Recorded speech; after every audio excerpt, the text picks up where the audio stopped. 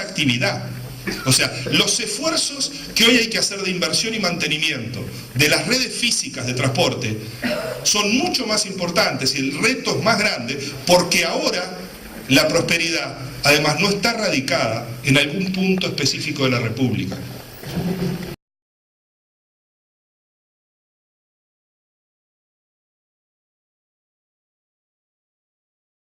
Siendo aprovechadas en todo el territorio nacional. El cambio de la importancia de las infraestructuras se vuelve crucial, porque las infraestructuras ahora condicionan el éxito de proyectos y el éxito de actividades y las oportunidades de trabajo a lo largo y ancho de toda la República. Entonces, ponernos en clave de entender que infraestructuras son al mismo tiempo polea del crecimiento, pero al mismo tiempo garantizan las condiciones de equidad territorial y condiciones de acceso, es uno de los elementos más importantes que caracterizan a la situación actual del país. Si nos vamos al terreno de los recursos humanos, de la calificación, de la educación, decimos, es obvio que sobre un país que no progrese en materia de calificación de sus recursos humanos, progrese en educación y pide un salto bien importante en esa materia, difícilmente podamos sostener un proceso de crecimiento vigoroso hacia el futuro. ¿Por qué? Porque los uruguayos que hoy no tienen empleo y lo buscan, tienen bajísimos niveles de calificación. O sea, un trabajador desempleado hoy es un trabajador que tiene menos habilidades que los que están empleados. Entonces, pensar que el aporte productivo con esa calificación de esos trabajadores va a ser un gran aporte productivo es un error. ¿Por qué? Porque lo que aporta alguien al proceso productivo depende de qué habilidades tiene, qué capacidades tiene. Y hoy esa realidad nos pone ante un desafío crucial para la prosperidad en términos de calificación de los recursos humanos. Pero al mismo tiempo, la equidad va a depender de lo mismo. Va a depender necesariamente del aporte que sea capaz cada trabajador de obtener como remuneración y esto va a estar vinculado a su nivel de calificación. Cerremos los ojos y pensemos cómo sería nuestra sociedad si todos tuvieran enseñanza universitaria completa. ¿Cómo serían las remuneraciones y cómo sería la estructura económica del país? ¿Sería la misma que son?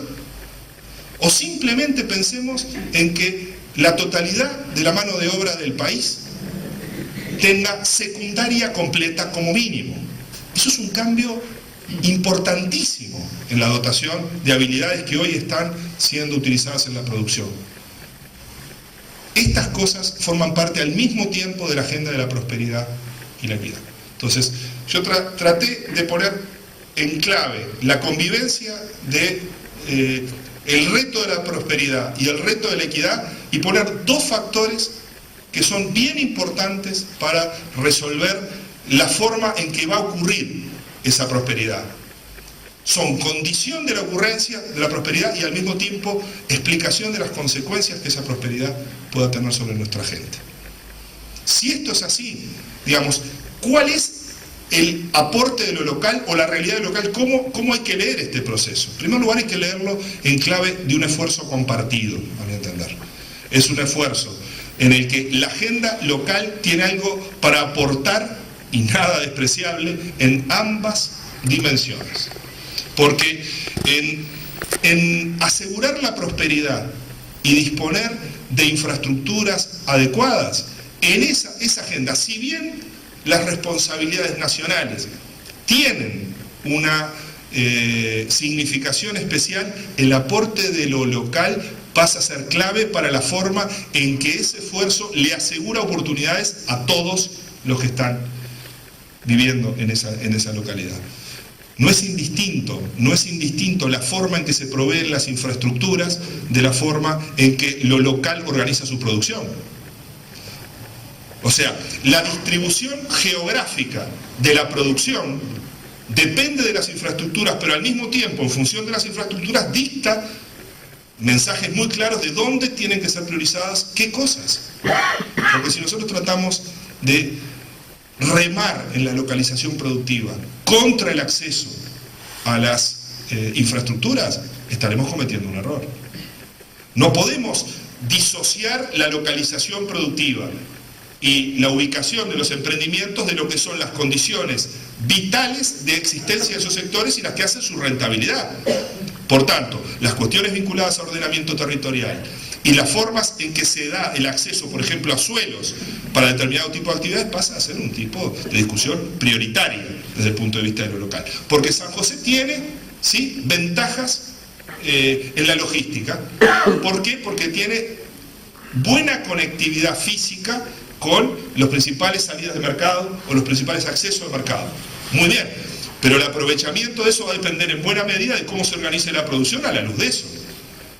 Y difícilmente, digamos que la eficencia de la producción y la calidad de la producción sea indistinta según cómo se manejen estas políticas desde lo local.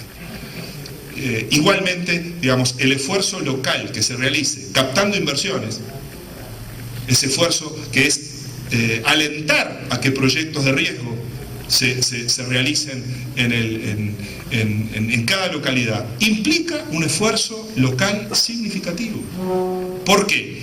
Porque en realidad a quienes van a hacer un proyecto de riesgo les importa mucho que se les diga que las condiciones que se le ofrecen son las mejores que se le pueden ofrecer para la localización de un proyecto.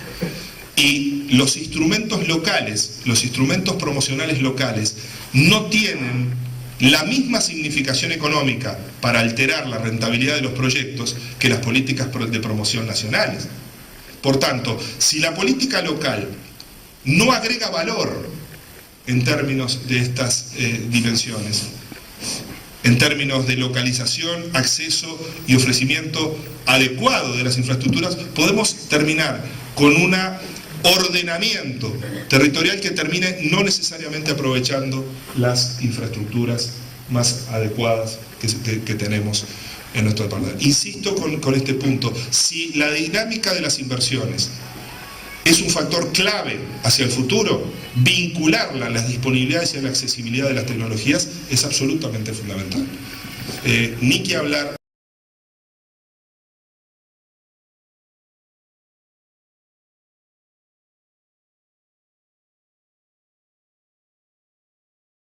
En el presente, no tenemos derecho a, por acciones presentes, poner en tela de juicio la prosperidad futura. Y nosotros, desde lo local, esto tiene enorme significación, porque no hay una agenda de preservación de estos recursos nacional que no tenga que estar encastrada con una preocupación, una vigilancia y una actitud verdaderamente activa de lo local para sumarse al esfuerzo nacional. No es un esfuerzo nacional, es un esfuerzo de todos, pero es un esfuerzo que requiere de participaciones muy diversas. Y insisto que estas cuestiones tienen que ver mucho con la agenda relevante para todo el país, pero que la mirada sobre la realidad productiva de San José tiene que hacer valorar estas cuestiones de infraestructura, esta preservación de recursos como algo que tiene que ser parte de las nuevas disciplinas, del nuevo enfoque con el que se trabajan sobre estas cuestiones a nivel local. Insisto, esta es una agenda distinta a la del pasado. Habíamos hace no mucho tiempo renunciado a la posibilidad de que las inversiones se radicaran fuera de Montevideo, a que las inversiones, es más, asistíamos a un proceso de migración campo-ciudad y después de la ciudad del interior a la capital. Ese proceso se ha interrumpido. Ese proceso está interrumpido porque la prosperidad económica y las oportunidades hoy hacen que ese proceso se haya al menos interrumpido. En algunos casos se ha revertido. Pero lo primero que podemos decir es que se ha interrumpido. Cuando miramos la agenda del reto de la capacitación, la calificación y la educación, nuevamente lo local tiene relevancia en este sentido. ¿Por qué? Porque las políticas nacionales necesariamente plantean una lejanía respecto al problema de adaptación de recursos humanos y producción. Y solo sobre base de una buena organización de lo local, de la demanda que requiere de las políticas nacionales y de la vinculación con la realidad productiva, se puede encontrar buenos resultados. No hay nada peor que utilizar políticas de calificación definidas por quien no sabe lo que hay que calificar. Y esa es una historia bien conocida. Nos ponemos a capacitar en cosas